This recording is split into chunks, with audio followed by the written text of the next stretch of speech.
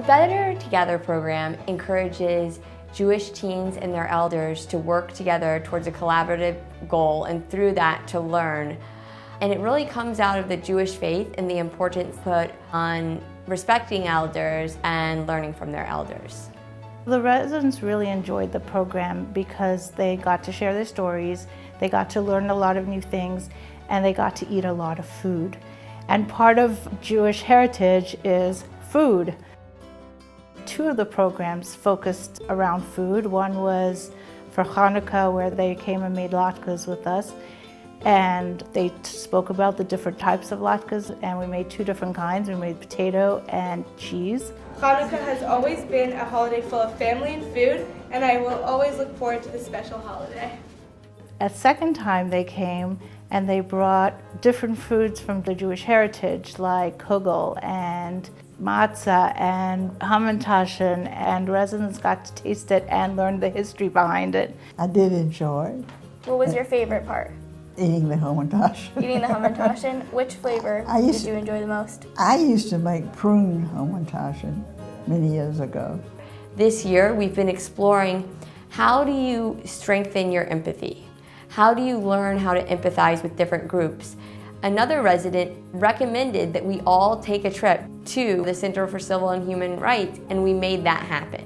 I feel it's such an important museum for everybody to see, starting at a young age, and realize what's going on in this world and what we can't put up with. I think that someone can only learn so much from reading out of a textbook or going online and searching up something about it. But when we talk to other people about their experiences in different situations, we get a better grasp on that specifically. Learning about their experience through the events that we're learning about in class, and we're seeing their experience firsthand from them. Someone asked me the question, what impressed you at the museum? And I think the most impressive thing was having all of the young people there talking with us in an adult manner and an educated manner, and bringing us to some insights that we may not have had before.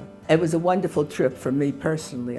So the state government was like, oh, we don't want integration in our schools, but the federal government had more power. You mentioned the bus situation that occurred. So over here on this wall, what were some exhibits that stood out, that maybe you lived through or had the most meaning to you? I'm old, so I got to see a lot of things. I lived through not going to the back of the bus, but I thought that the museum itself was done beautifully. So I guess one of our questions that we have for you guys, because you have so much more life experience than us and much more knowledgeable than us, is do you have any advice for us as teenagers of how to try to stand up to injustice, or how to try to bring people together and, you know, fight for the common good? Coming from New York to Miami, lived in Miami since 1954.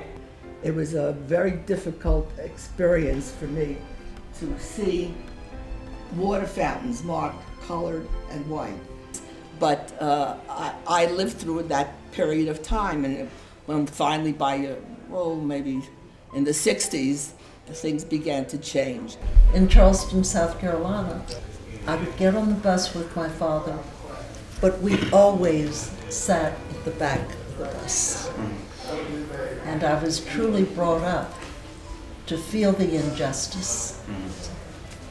And it's really important that we remember history, just like we remember what happened to us 2,000 years ago in Egypt and at the Holocaust, and we bring that today and don't let history repeat itself. That's why Afterwards, we always do reflections, and students' reflections really focus on just the ways that the residents' memories made the exhibits in the museum much more rich and much more meaningful to them.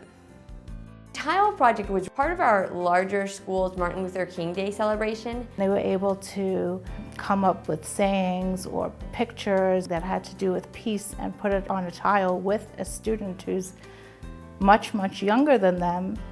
They realized that there was something in common, that The students wanted peace, and so did the residents. When it's finished, we'll have a mural that shows, an entire lifespan of people coming together and saying better together.